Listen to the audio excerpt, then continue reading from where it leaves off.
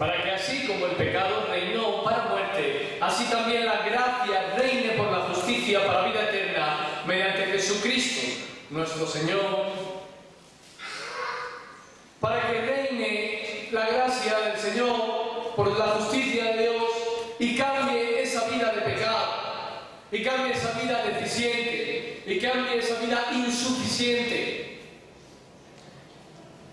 para que haya una transformación genuina. No solamente el conocimiento de la letra o el conocimiento de la estructura eclesiástica, sino para que haya una vivencia real, pura, en nosotros, para que llegue y lleguemos hasta esa vida eterna, para que se cumpla el plan perfecto de Dios de su salvación y de su santificación en nosotros.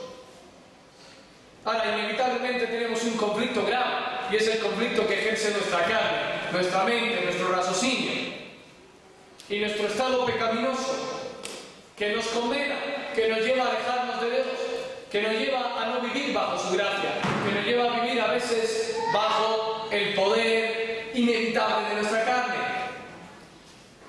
Pero ese no es el plan de Dios, sino que el plan de Dios precisamente es librarnos de ese peso, del peso de la carne, del peso del pecado, quitarnos toda oscuridad, todo aquello que nos estresa y nos agobia, porque nos hace como un lastre pesado a nosotros.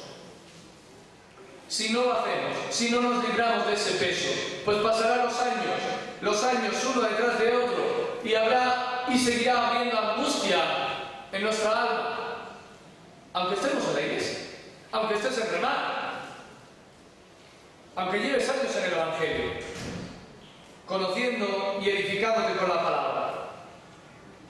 A veces no nos vale la experiencia de decir, bueno, yo soy el hijo de un pastor, yo soy el hermano de un obrero o de un misionero, yo soy una persona de mucho tiempo, de muchos años en el Evangelio y en la iglesia. Esas cosas no nos sirven. Cada ser humano debe utilizar el don de Dios.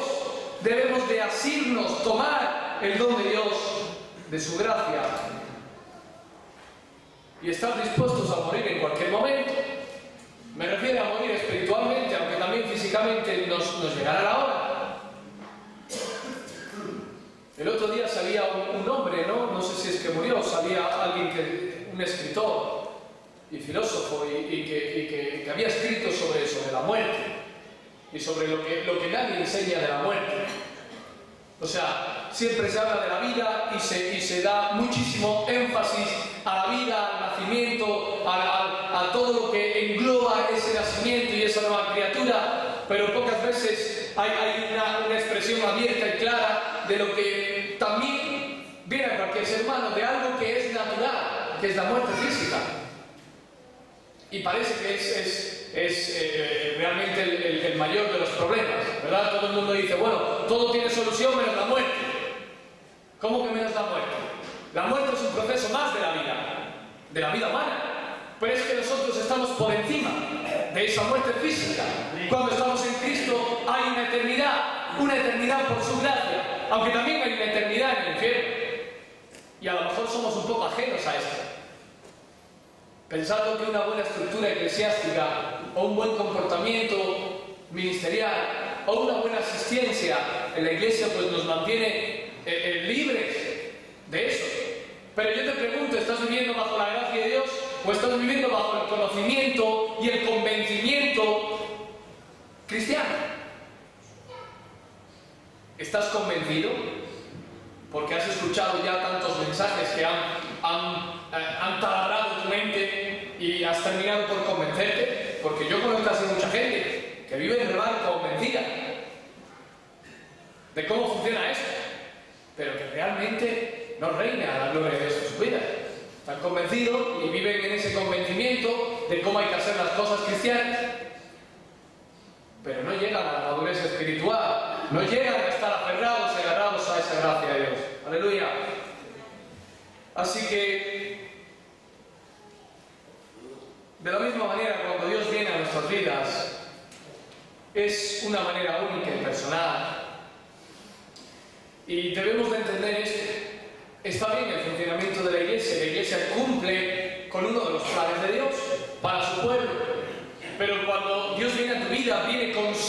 su paquete de gracia, con su regalo, para individualmente ofrecértelo a ti.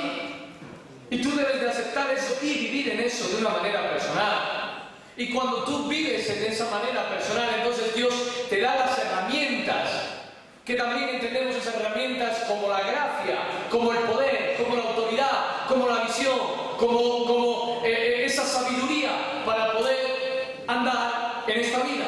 De repente Dios te da las herramientas para, aunque estés trabajando, aunque estés con tu familia, aunque estés en Pamplona o en Hong Kong, para que estés en la situación en la que estés, puedas tener la herramienta de la gracia de Dios y aprender a vivir aún en cualquier circunstancia, ofreciendo una vida santificada y ofreciendo una vida de servicio agradable, perfecta, conforme a la voluntad de Dios, para que nuestras acciones, conforme a la voluntad de Dios, sean un reflejo real, vivo de la voluntad de Dios.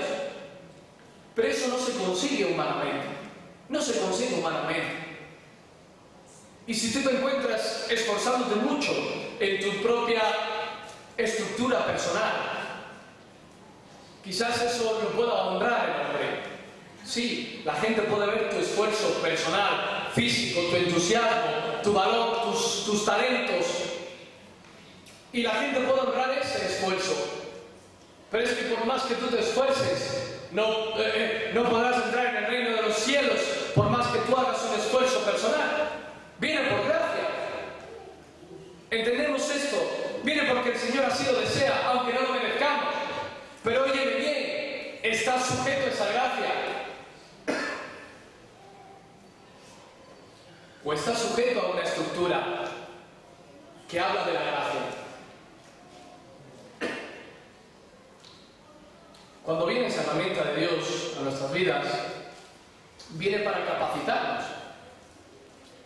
O sea, primero elimina el gran problema de raíz, que viene por culpa de nuestro pecado.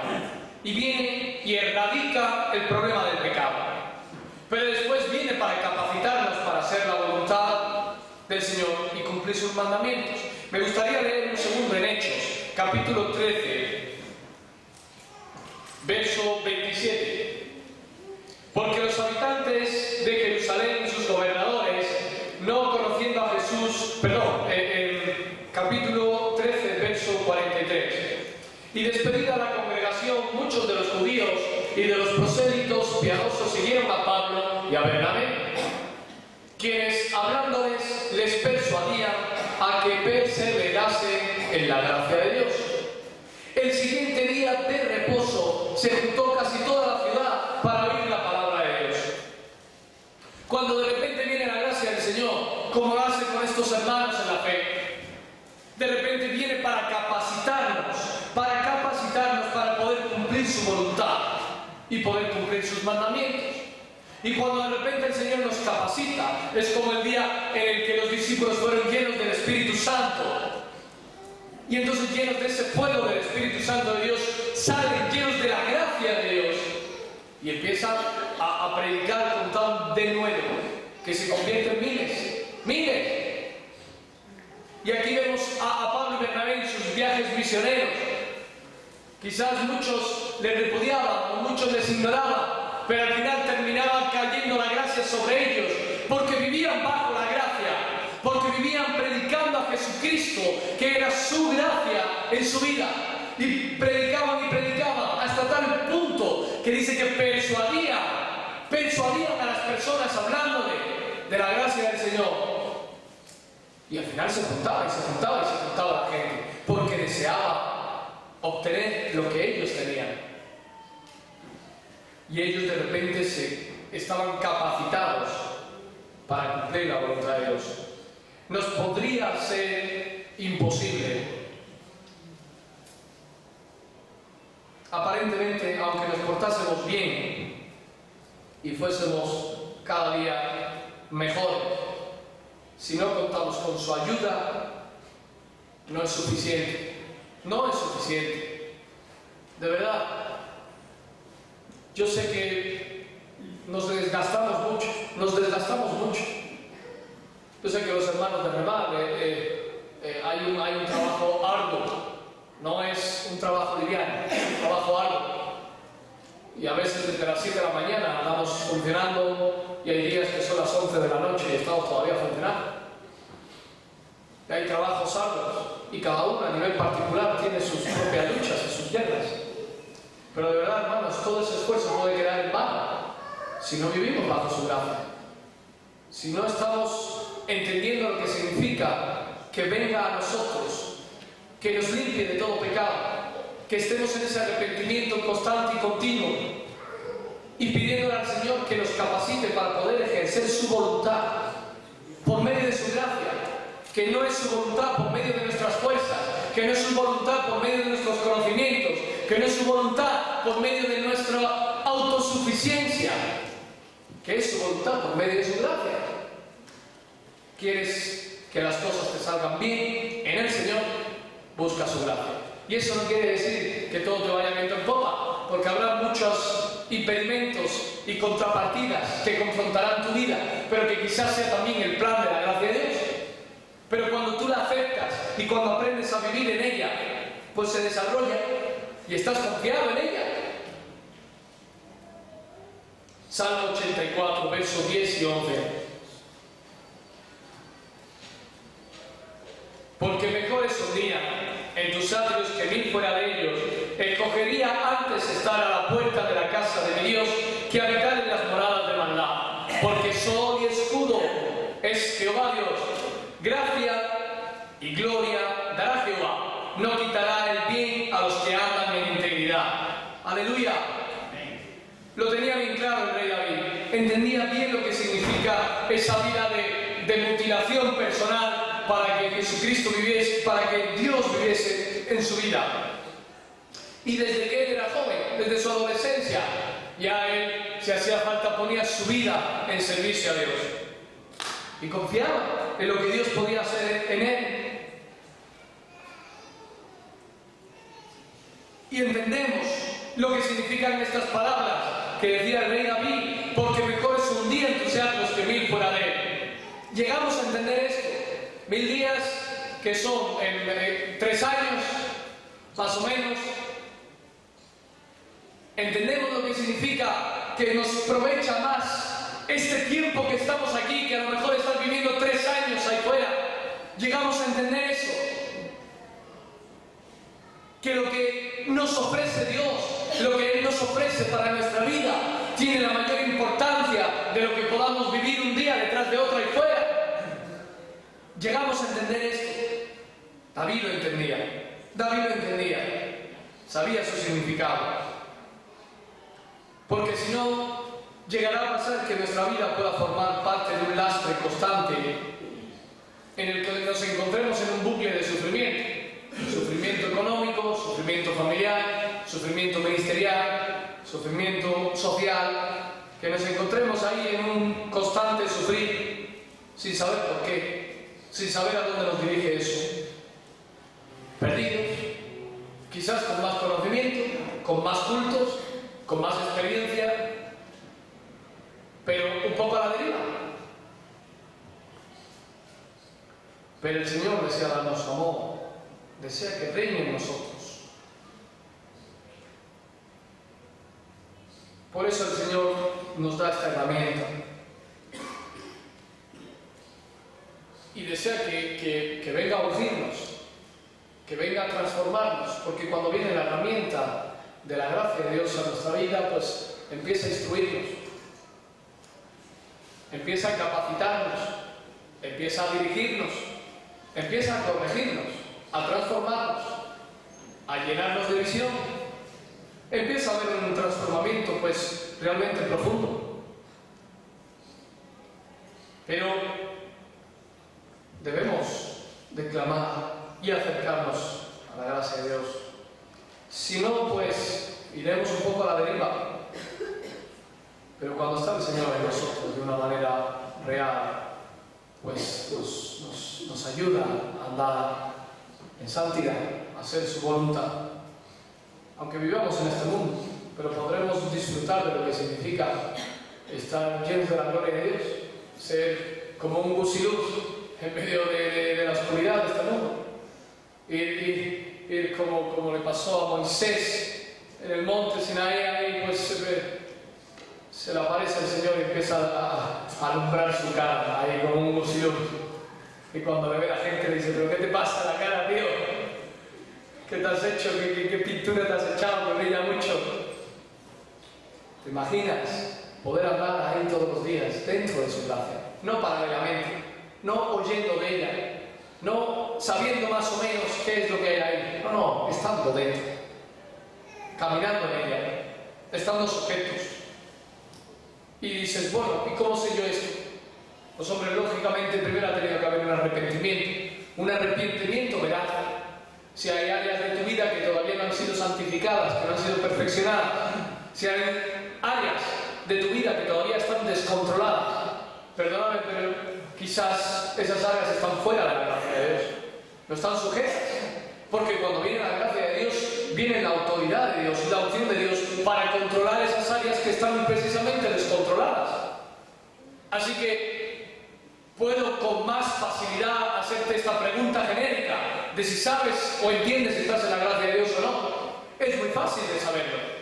Ve la gente el cambio en ti, tú ves mismamente que hay cosas que antes estaban descontroladas y ahora pidiendo la gracia de Dios llevas a controlar esas cosas. Es así de fácil.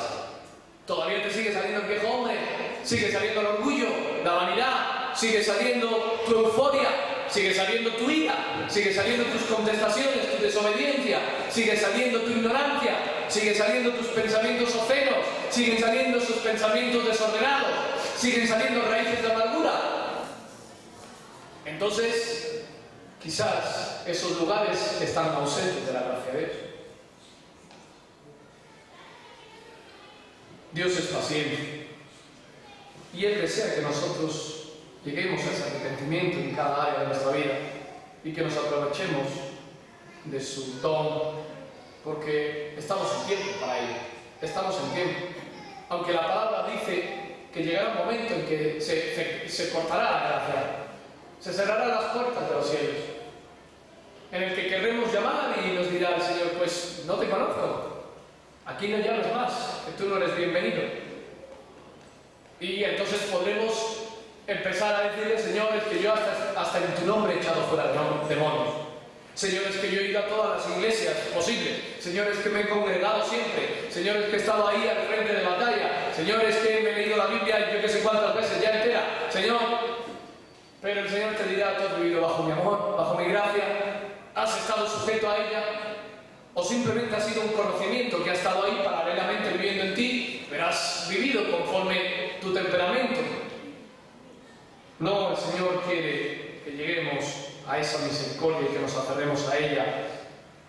Así que, hermano, no seas negligente, no seamos pasotas, no vaya a ser que se nos pase el arroz, no seamos pasotas.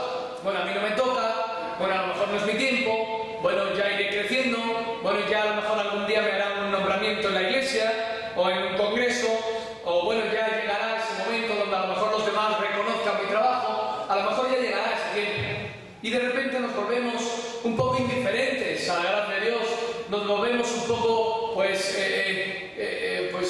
no sé, como que no nos importa demasiado. Señor, yo ya hice mi oración de fe hace años, hace muchos años me bauticé. Pero hermanos, esas decisiones de fe tienen que estar erradicadas por la gracia de Dios que nos capacita para derrumbar toda imperfección. Entonces, si hay imperfecciones, hermano, lo mismo estás vacilando en la cuerda floja con respecto a la gracia de Dios. Lo mismo hay áreas que están ahí todavía, pues, imperfectas. Pero ese no es el plan de Dios. Si el plan de Dios es que gratuitamente podamos corregirlas, o todavía amamos la carne, o todavía amamos la concupiscencia, todavía amamos un poquito esas raíces que nos gustan tener ahí a mano de este mundo. En este mundo no se encuentra la gracia de Dios, por más que te esfuerces.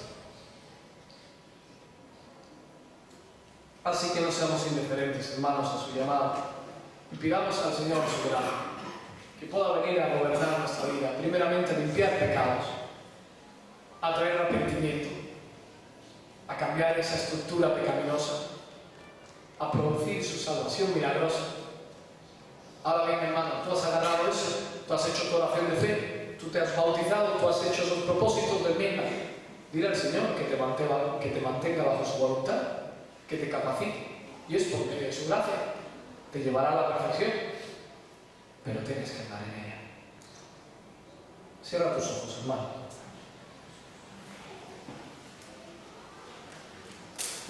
Si tú, pues, en un acto de sinceridad y de humildad recibes esta palabra de fe, pues entenderás que necesitas la gracia de Dios. Yo la necesito cada día, porque veo como muchas veces se levanta mi carne, se levanta mi ego y se levanta mi orgullo, se levanta a veces mi capacidad personal y pretendo hacerlo yo humanamente, y sé que ahí nos agrada al Señor. No le puedo agradar de esa manera. ¿Cuántas veces habremos dedicado horas, esfuerzo, entusiasmo, capacidades personales? ¿Cuánto tiempo habremos dedicado sin haber sentido la gratificación del don de Dios? Porque lo hemos hecho en nuestra carne. Oh Jesús amado, Señor, queremos orar en tu nombre. Y tú viniste por gracia, y viniste para ofrecernos tu salvación por gracia, aunque no lo merecemos, pero bien, gratuitamente. Señor, lo único que podemos hacer es darte gracias y estar agradecidos. Pero Señor, también deseamos vivir en ella. Señor, ¿de qué nos sirve conocer predicaciones, versículos? ¿De qué nos sirve incluso levantar oraciones con esta palabra tan hermosa si no la estamos viviendo? Señor, yo te pido perdón, primeramente por mi vida, porque los momentos donde quizás más me he tenido que sujetar a tu gracia, me he sujetado en la carne a mi naturalidad. Señor, te pido perdón y te pido que cambies esas áreas de mi vida y que pueda venir tu soberanía para transformarme cada día.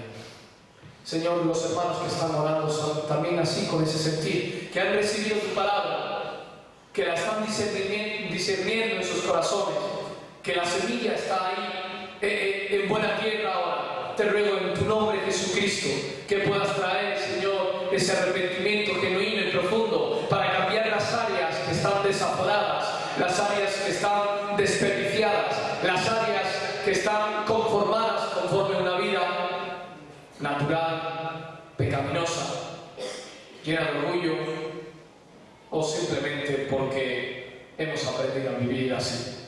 Señor, tú quieres libertarnos de esos lugares de la carne, y te ruego ahora en el nombre de Jesús que puedas venir a la vida de mis hermanos y que tu gracia pueda ser abundante en ellos, que tu gracia pueda esparcir todo pecado y llevarlo de las vidas, que tu gracia pueda venir para traer arrepentimiento profundo, Señor, y aquellos que estén viviendo en ese servicio verdadero, que tú puedas darle las herramientas para hacer tu voluntad, para cumplir tu voluntad, para vivir en ella, Señor, y para cada día andar más en santificación. Señor, es solo por tu poder y por ese amor que tú tienes por nosotros, no porque seamos mejores ni peores, no es porque nosotros podamos, es porque tú lo deseas, Señor, pero nos disponemos hoy.